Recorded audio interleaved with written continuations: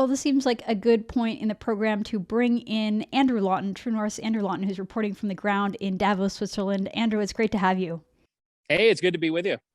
So I wouldn't even know half of what was going on at Davos if it wasn't for your reporting. The legacy media seems to have no interest in what's being said and the themes and what's going on there. So first question for you, Andrew, why did you decide to go to Davos and why do you think it's so important to report on this kind of stuff?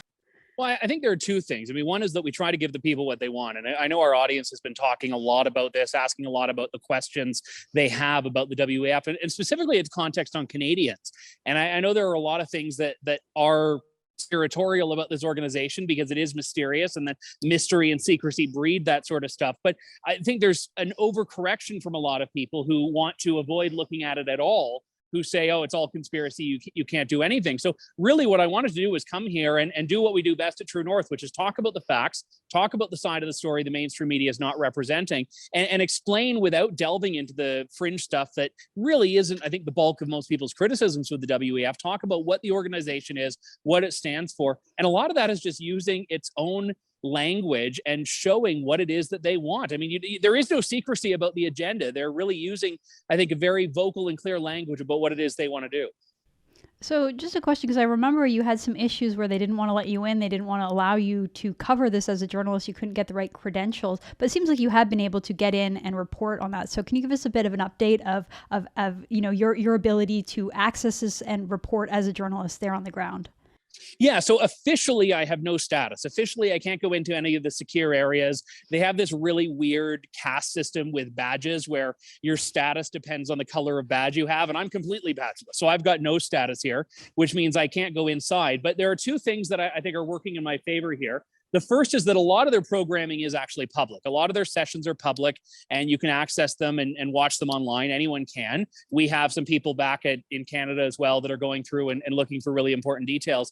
But the other part is that this is really an elite village. I mean, one of the pro-climate justice protesters I spoke to a couple of days ago characterized it pretty well as a corporate Disneyland. And they're not used to anyone in this safe space that isn't invited. So a lot of these really important people are just walking around, going into the shops, going into the restaurants.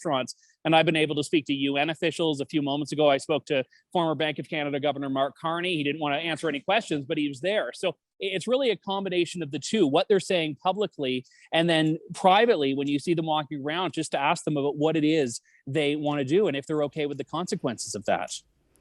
Andrew, you wrote a piece called The Strange Phoniness of Davos. Well, one of my impressions of the whole World Economic Forum is that the things that they think are the priorities are so distant from the everyday concerns of Canadians. I know you were at the trucker convoy. You report on a lot of the kind of cost of living issues that Canadians face. Can you sort of contrast or talk about whether you think that the main areas of focus at a conference like this are aligned with and similar to the day-to-day concerns of Canadians? No, it's the opposite.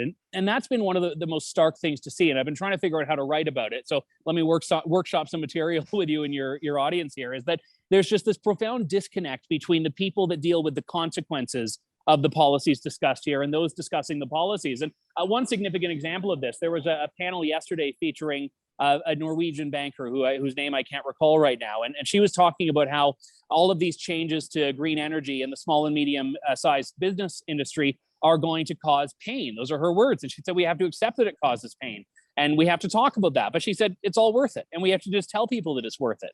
Well, if you're a small business owner that can't afford the gas bill or the electricity bill for your business, or you're a trucker who can't afford to put fuel in your truck right now, you're not really going to be all that heartwarmed by some Norwegian banker in the Swiss mountains saying that, yeah, but it's short-term pain, but it's better in the long run. It's not better for the people. It may be better for the country. It may be better for the climate. And both of those, I think, are big ifs, but it's not better for the people. And they don't seem to care. And it's amazing how little they seem to care about the fact that they don't care. So one of the things, as you probably saw, Pierre Poilievre came out with a video saying, if I'm the prime minister, I'm not going to allow any government officials and any cabinet ministers to go to this thing. And the reaction has been wild. Like everyone in lockstep has come out to condemn this comment. I'm wondering if you like what is your feeling? Do you think that Pierre is sort of giving oxygen to conspiracy theorists, or do you think that is a legitimate and wise policy choice? One of the things that I find interesting, I've read a little bit of the criticism of Pierre Poilievre saying that. And what I find fascinating is that the people that try to dismiss conspiracy theories, they don't do anything. It's nothing. It's just a bunch of people that get together and talk. They're not actually doing anything. So if that's the case, why do we want to be involved either?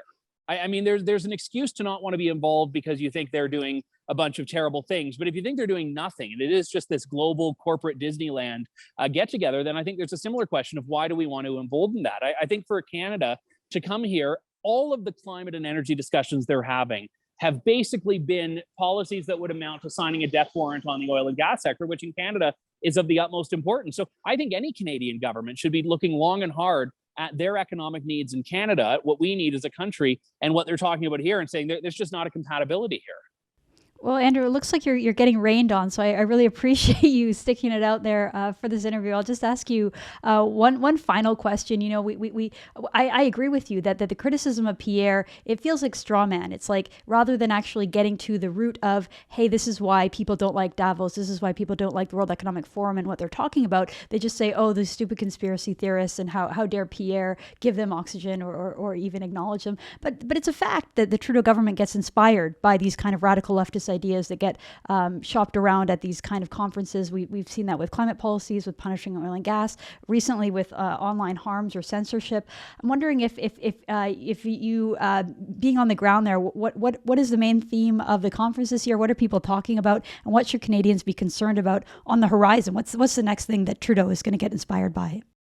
Well, the official theme has been rebuilding trust, which I think is an evergreen theme. But if you look at the panels that they're having, it's all about climate, the environment. A lot of people are walking around with these UN Sustainable Development Goal pins, but they're not UN employees. They're executives at Microsoft and Google that are all just walking around with these UN pins. So I think that the climate change stuff is the biggest stuff for Canadians, but certainly free speech as well. I mean, there was a clip I posted yesterday that went viral of Australia's e-safety commissioner talking about how we need to recalibrate things like freedom of speech. So we know that this is some stuff that's very much on the radar for Justin Trudeau. I don't believe that Klaus Schwab is running the show in Canada, but I believe that the World Economic Forum is putting out a series of policies that people like Justin Trudeau really want to lap up. And I think that's why, to go back to your original question of why are we here, Canadians need to be paying attention to this. Well, absolutely. And again, Andrew, if it wasn't for the reporting that you're doing, we just wouldn't even be aware of any of this. We wouldn't have the details. And so we really, really appreciate you going and doing what most legacy media journalists in Canada just refuse to do, which is simply go, observe, gather information. And you're doing great journalism out there. We appreciate it. And sorry we're getting you, making you stand out in the rain, but it's all worth it for the story. Excellent. Well, thank you so much, Andrew, for reporting on the ground. That is Andrew Lawton on the ground in Davos, Switzerland, doing excellent journalism, doing the kind of work that the legacy media refuses to do. If you want to help True North out, if you want to help us allow our journalists to go to these kind of events, it costs a lot of money to send a reporter over there. We don't have the deep pockets. We don't have subsidies and grants and funding from the Trudeau government like most other legacy media outlets. So if you want to help support the work we do, head on over to tnc.news/donate.